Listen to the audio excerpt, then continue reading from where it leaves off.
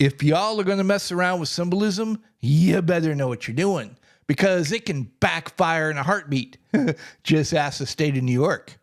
Architectural Artcast. Growing up on a small farm, us kids had way more weird and unusual pets than you can imagine.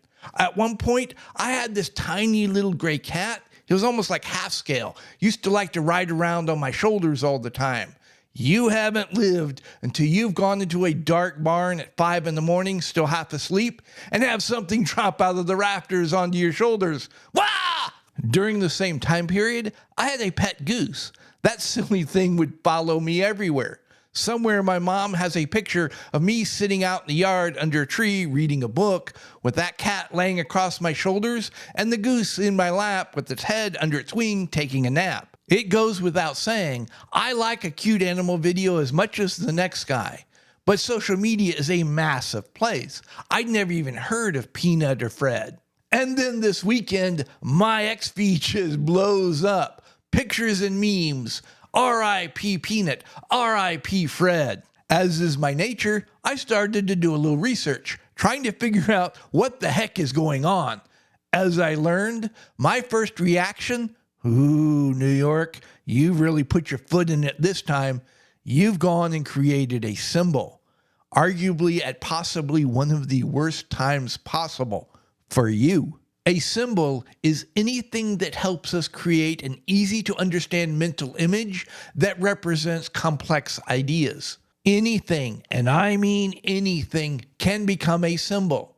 A word, a phrase, a picture, an incident, a person, a squirrel. What happened to Peanut and Fred sparked something in the culture. They became instant symbols, and symbols have power. To understand what I'm talking about, we need to first look at the reaction of those who weren't happy with all the sudden interest in Peanut and Fred. Intermixed amongst all the outpouring of love for Peanut and Fred, I saw variations of the same thing being said over and over again, almost like it was coordinated. You, insert symbol for bad people, care more about a dead squirrel than you do, insert symbol for why America is evil. Anytime you start a statement with you, the speaker is trying to clearly separate themselves from the people being talked about within the statement. Conservative, far right, MAGA, white. These are just symbols for bad people. To quote the great philosopher Dalton, combining sounds to elicit an emotional response. The next part, you care more about a dead squirrel than ... First, this argument is trying to create a dichotomy, convince people that these two things, the dead squirrel and whatever, have nothing in common. Second, it's a moral argument. Caring about a dead squirrel is less moral than whatever example is being used. The accusation is you care about something irrelevant more than something important. Therefore, you're a bad person. Different examples will determine which particular istantphobe you're being called. The message, only bad people care about that stupid squirrel. If you don't want to be associated with bad people, forget that squirrel ever existed, move along. If all that was a bit too subtle, you weren't getting the message, variations of this little gem would also pop up. That mega squirrel deserved death. The word squirrel is replaceable.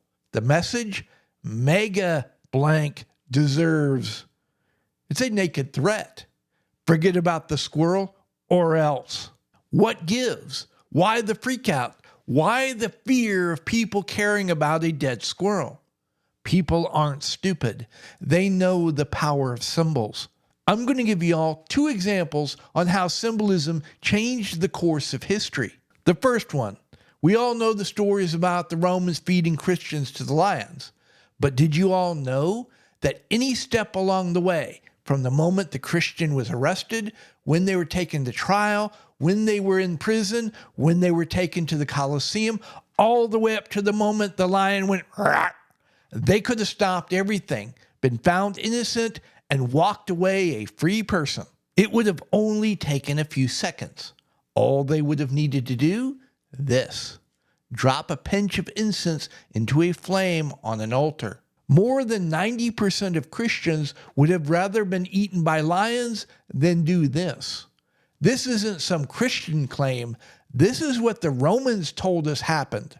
What's the problem with this? This is a symbolic act of worship, worshiping the emperor. Christians might just have a little bit of a problem with that. Thou shalt not worship any other god but the true God.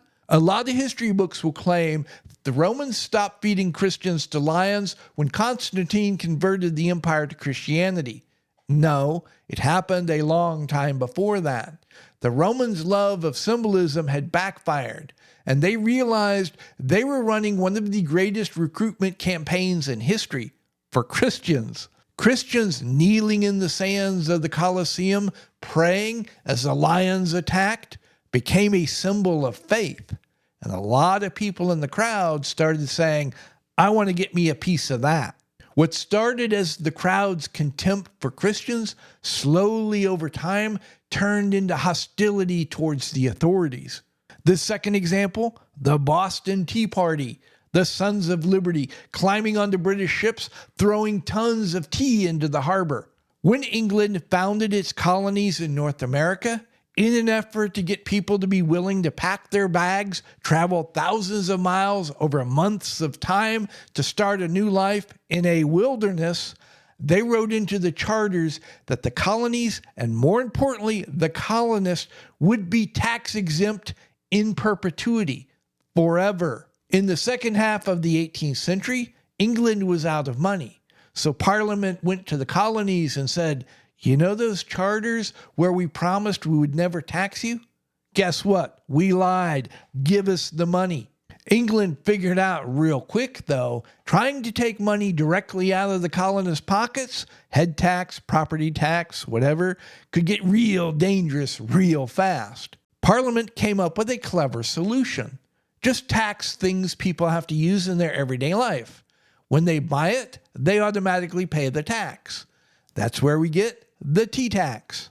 You will often hear, oh, it was only 2%. What's the big deal? Why didn't they just pay the 2% tax? It's the symbolism. Once you drop the incense, you acknowledge that the emperor has the right to demand you drop the incense. Once you pay the tax, you acknowledge the king had the right to demand you pay the tax, regardless of what he had said previously. What's the best way to fight against symbolism? More symbolism. And what can be more symbolic of your thoughts on the tax? By throwing the very thing being taxed into the ocean, destroying it. But Randy, they dressed up like Native Americans.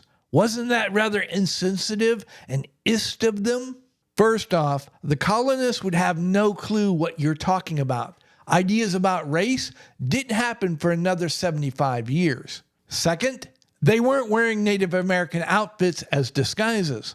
Everybody and their brother, including the British authorities, knew exactly who'd thrown the tea in the harbor.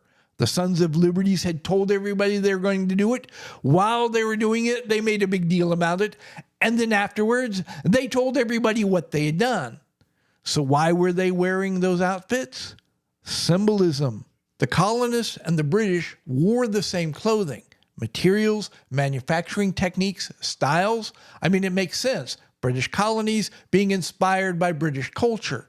If the Sons of Liberty had shown up on those ships wearing their street clothes, it would have been seen as British citizens destroying British property. The authorities could have treated it as just another act of vandalism and then arrested the Sons of Liberties as petty criminals. When the Sons of Liberty chose to wear different clothing, it could no longer be swept under the rug as an act of vandalism. It now was an act of protest, of rebellion.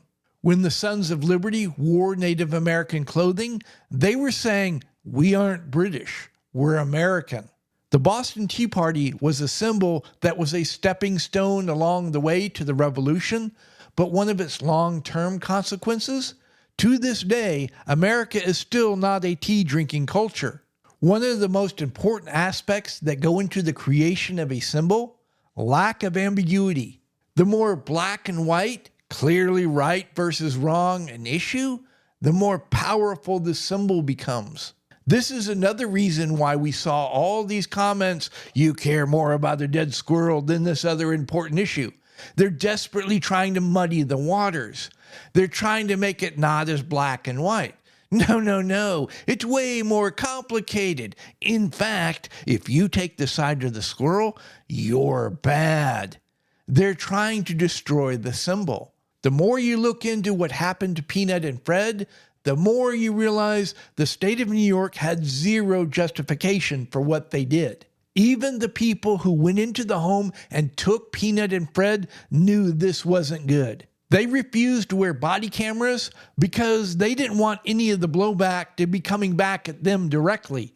One of the arguments I keep seeing the people trying to defend the state of New York and what they did keep raising as justification: the people that had Fred and Peanut didn't have the right permits, paperwork, documentation. The only problem with this argument?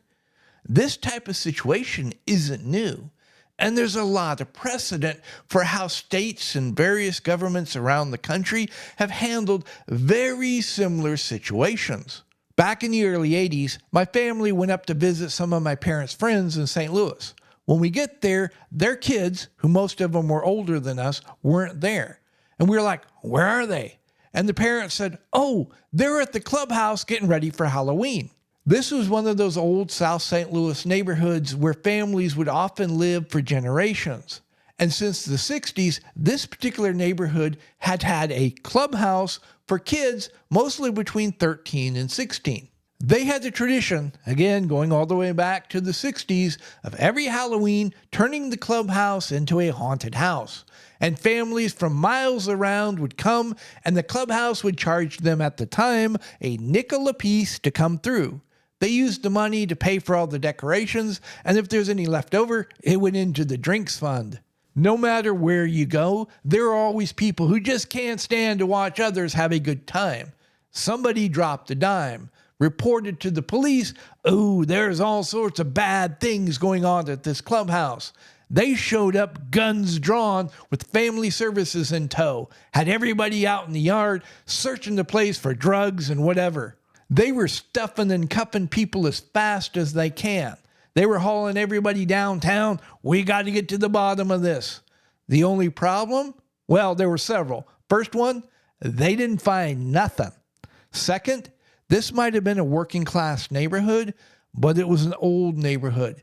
These people had connections. The authorities figured out very quickly they'd been had. They had egg on their face. But authorities are going to authority. They hung their hat on the one thing they had. The clubhouse had no business license. They shouldn't have been charging people to come into their haunted house. They shut the clubhouse down, started proceedings to confiscate the property, and they were trying to figure out exactly which parent they were going to prosecute. The authorities were using symbolism. They were sending a message: "Don't make us look bad. You will regret it." Did I mention connections? All sorts of interesting people came out of the woodwork, started throwing a snit fit. The authorities realized the symbolism that they were using, trying to convince people not to make them look bad, was making them look worse. Calmer heads prevailed. A local politician came forward and he said, look, I know technically you guys, you should have had a business license, but you've been doing this forever, so you're probably grandfathered in. So for you guys, just this one time, what I'm going to do is I'm going to expedite the process. We're going to make sure you get a business license. Couple days later, this politician shows up, news cameras in tow, hang the business license on the wall, nice little ceremony, hugs all around, all's forgiven, everything's back to normal. When the authorities find themselves in a situation that blows up in their face, they know how to get out of it. They know how to take a PR nightmare and turn it into a positive. They know how to let everybody, particularly them, save face. If everybody, including the people who actually went in and took Peanut and Fred, knew this wasn't good, why did they still do it? Symbolism. A family has pets that have a massive social media presence. They are known to millions of people. And suddenly, unannounced, the authorities kick in the door, haul the family out in the yard like criminals, start questioning them, intimidating them, and then they seize and then kill these pets. That was intentional. The New York authorities knew the millions of people who follow Peanut and Fred on social media would know exactly what had happened, would know that Fred and Peanut had been seized, would know that they had been killed. That was the point. The state of New York, or whoever came up with this bright idea, thought they were telling everybody, you say nothing, you do nothing, you own nothing unless we say so. Your very existence is dependent upon our suffrage. Remember, though, the less ambiguity, the more powerful the symbol. The state of New York, or whoever's, their symbol, there's no ambiguity. Very clear what they're saying. The problem? Symbols can have a way of backfiring on you. There are more and more voices warning about government overreach, a bureaucracy out of control, America turning into a police state. And then the state of New York, or whoever came up with this bright idea, go and confirm every single fear these people have been warning about. The loss of freedom is a very complex idea that can be difficult to articulate. And it's even harder to get a group of people to agree upon what that is. Thanks to the state of New York, or whoever, loss of freedom, that complex idea has been distilled down into one easy-to-understand mental image: Peanut and Fred. There are two reasons why we obey. I should obey. I have to obey. I should obey is a moral argument. It is the right thing for me to do to obey. It's internal. I choose to obey. I have to obey. That's just the fist. Obey or you will get hurt. As social institutions lose their moral authority, their ability to get people to willingly obey, they increasingly rely on the fist, compelled obedience. The problem with relying on the fist to compel compliance? You're entering into a doom loop. It's the old analogy of grabbing a handful of sand. The tighter you grip, the more sand slips through your fingers. The more you rely on the fist, the more people resist, causing you to have to use harsher and harsher tactics to keep compelling compliance. The state of New York has reached the point where they feel like they need to use terror to compel compliance. Randy, don't you think you're being a little melodramatic here? No. The public execution of pets with millions of followers over a minor infraction? That's a very clear symbolic message. Terror. America is unique. It is a culture of voluntary associations founded upon politeness and respect. Americans are polite with each other. More importantly, they're patient with each other.